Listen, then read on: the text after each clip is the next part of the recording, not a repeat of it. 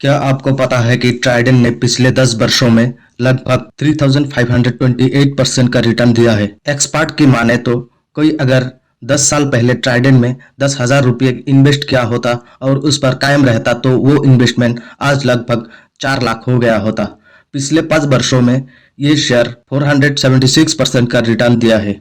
वही 2 वर्षों में इनका रिटर्न 79% है। तो आज के वीडियो के जरिए हम जानने की कोशिश करेंगे कि क्या अभी भी स्टॉक में वो पोटेंशियल है इन्वेस्ट करने का जो पिछले कुछ वर्षों में था। स्टॉक की फंडामेंटल और टेक्निकल एनालिसिस करने की कोशिश करेंगे जिससे हमें डिसीजन लेने में मदद मिले। सबसे पहले कंपनी की बिजनेस की अगर बात करें तो धागे की 17,280 स्पेंडल की मामूली सी शुरुआत के साथ 1990 में स्थापित ट्राइडेंट आज 75 से अधिक देशों में एक्सपोर्ट करता है और ये दुनिया की सबसे बड़े टॉवल मैन्युफैक्चरर में से एक है। यूएस में one of the major bath linen manufacturer है। दुनिया की सबसे बड़े एग्रो बेस्ड पेपर मैन्युफैक्चरर में से एक है। इसके साथ ही होम टेक्सटाइल में ये कंपनी इंडिया की सेकेंड लार्जेस्ट पे है और भारत में सबसे बड़े धागे उत्पादकों में से एक के रूप में अपनी स्थिति बनाए रखने के लिए लगातार प्रयास कर रहा है। यहाँ से तो ये पता चलता है कि ट्राइडेंट इंडिया में ही नहीं बल्कि पूरे वर्ल्ड में लार्जेस्ट और एक लीडरशिप पोजीशन ऑन करता है। एंड हमेशा जो कंपनी लीड कर रहा हो अपनी सेगमेंट में, इंडस्ट्री में, मार्केट में एंड वर्ल्ड लार्जेस्ट पोजीशन रखता हो वैसे कंपनी के बिजनेस पे भरोसा ज्यादा होता है। यह कंपनी सिर्फ मैन्युफैक्चरिंग ही नहीं सेलिंग भी करता है। कंपनी दुनिया भर के 150 से अधिक देशों में प्रेजेंस रखता है। ये केमिकल सेगमेंट में भी एंट्री कर चुका है एंड इसके लिए कंपनी नॉर्थ इंडिया के लार्जेस्ट मैन्युफैक्चरर है commercial battery grid sulphuric acid के लिए। एंड इसके साथ ही company power and energy sector में भी एंट्री ले चुका है। ट्राइडेंट बाजार के सभी सेगमेंट को जैसे brands, department stores, home speciality chains, mass merchant and institutional customers को सेवाएं प्रदान करता है। ट्राइडेंट अमेरिका, यूरोप, ऑस्ट्रेलिया और न्यूजीलैंड जैसे रिटेल वर्ल्ड के दिग्गज शामिल है। यह जापान, मिडिल ईस्ट और साउथ अफ्रीका के बाजारों में भी महत्वपूर्ण जगह बना रहा है। इसके क्लाइंट की अगर बात करूं तो इसमें global sourcing limited, Walmart, Amazon, IKEA वगैरह शामिल है। सेगमेंट वाइज रेवेन्यू की बात करें तो ये होम टेक्सटाइल से 55%, yarn से 24% और पेपर सेगमेंट से 21% रेवेन्यू जनरेट करता है। जियोग्राफिकल रेवेन्यू कंट्रीब्यूशन की अगर बात करूं तो यूएसए से 42%, इंडिया से 32% और रेस्ट ऑफ वर्ल्ड से 26% रेवेन्यू जनरेट करता है। तो यहाँ से ये पता चलता है कि अगर यूएसए में कोई प्रॉब्लम आता है तो ट्राइडेंट के स्टॉक में उसका इम्पैक्ट सीधा देखने को मिलता है। आज की तारीख में 18,661 करोड़ मार्केट कैप का ये टेक्सटाइल सेक्टर की लीडिंग कंपनी है जिससे कंपनी का ग्रोथ सीधा सीधा दिखता है, यानी खुद को बहुत ज्यादा एक्सपेंड कर रहा है। तो ओवरऑल बिजनेस ग्रोथ के साथ साथ हमें कुछ और चीजें भी गौर करना जरूरी है। ट्राइडेंट में बहुत सारे लोगों के इन्वेस्टमेंट हैं क्योंकि 2020 मार्च को इसने 3 रुपये का लो लगाया था, जबकि जनवरी 2022 में ये शेयर 70 रुपये तक अपना लाइफ टाइम हाई लगाया था। रिटेल इन्वेस्टर के लिए ये रिटर्न ऑलरेडी बहुत ज्यादा दे चुका है, बट वहीं पर कुछ रिटेल इन्वेस्टर ने इसको हाई प्राइस पर खरीद कर अभी भी फंसे हुए हैं। बहुत सारे लोग हैं जो 70 के आसपास इसको बाय किया हुआ है या फिर अभी इस प्राइस पर जो ये मिल रहा है। बहुत सारे ऐसे लोग या इन्वेस्टर जो इसमें इन्वेस्ट करने के बारे में सोच भी रहे हैं, कुछ फ्रेश एंट्री ले रहे हैं, लेकिन वही कुछ अपने आप में कंफ्यूज हो रहे हैं कि एक्चुअल में होना क्या चाहिए। तो चलिए आगे देखते हैं। ट्राइडेंट अभी 36 रुपीज पर ट्रेड कर रहा है क्योंकि हाल ही में शेयर में बहुत तेजी देखने को मिल रहा है। 70 का इसने अपना लाइफ टाइम हाई लगाया था, उस हिसाब से अभी कंपैरिजन करें तो 47% से ज्यादा करेक्शन में है। तो स्टॉक अपनी हाई के कंपैरिजन से सस्ता मिल रहा है। 25 तक का इसने रिसेंट लो लगाया था लेकिन अब 36 पर ट्रेड कर रहा है। अब आगे स्टॉक का परफॉर्मेंस कैसा हो सकता है, हमारा स्ट्रेटेजी क्या होना चाहिए, क्या यही सही टाइम है इस स्टॉक में इन्वेस्ट करने का, या या और इंतजार करना सही है। सबसे पहले कंपनी का सेल्स ग्रोथ की अगर बात करूं तो ये -11% है, जो कि एक जबरदस्त नेगेटिविटी है कंपनी के लिए। फाइनेंशियल ईयर 2023 में इनका सेल 6,332 करोड़ रहा, जो ईयर ऑन ईयर 10% का गिरावट है। इन्फ्लेशन की वजह से टेक्सटाइल सेक्टर को काफी नुकसान का सामना करना पड़ा। कॉटन प्रोडक्ट की घरेलू मांग की कमी,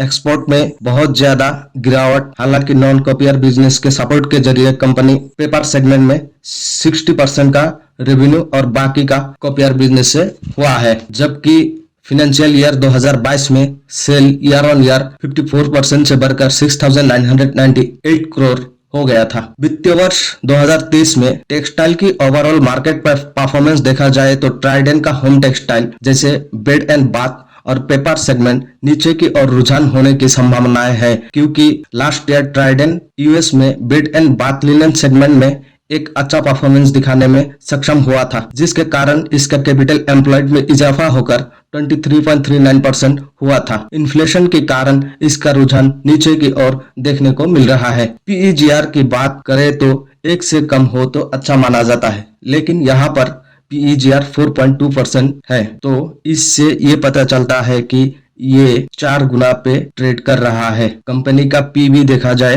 तो 4.45 है, जबकि मैं ज्यादा से ज्यादा 2 ही प्रिफर करता हूँ। स्टॉक अभी ट्रेड कर रहा है 36 पे, मतलब 4 गुना ज्यादा ट्रेड कर रहा है। तो यहाँ से भी एक कंफर्मेशन मिल रहा है कि वैल्यूएशन के हिसाब से बिल्कुल भी सस्ता नहीं है। तो कंपनी का ओवरऑल कमजोरियां हमने पता कर लिया है, लेकिन ट्राइडेंट का ऐसा भी कुछ की पॉइंट है जो आपको अट्रैक्ट कर सकता है। तो चलिए आगे देखते हैं। जैसे कि डिविडेंड की अगर बात करूं तो डिविडेंड प्रदान करने में कंपनी का एक अच्छा ट्रैक रिकॉर्ड रहा है। कंपनी ने वित्तीय वर्ष 2023 में फाइनल डिविडेंड 0.98 पर शेयर, जिस हिसाब से टोटल डिविडेंड पे आउट 41.3% रहा है। डिविडेंड देने के बाद कंपनी में एक अच्छा बूस्ट अप देखने को मिल सकता है। इसके साथ रिटर्न ऑन इक्विटी 11% है, जो ठीक है, 10% से ज्यादा है, लेकिन 15 से 20% होता तो और बेटर होता, जिस हिसाब से इसका मार्केट कैपिटलाइजेशन है। कंपनी की डेट की अगर बात की जाए तो ये 0.34 है, जो ठीक है कंपनी के मार्केट कैपिटलाइजेशन के हिसाब से। ट्राइडेंट के अगर कैपेक्स प्लान की बात करूं तो फाइनेंशियल ईयर 2022 से लेके फाइनेंशियल ईयर 2025 तक 21.16 बिलियन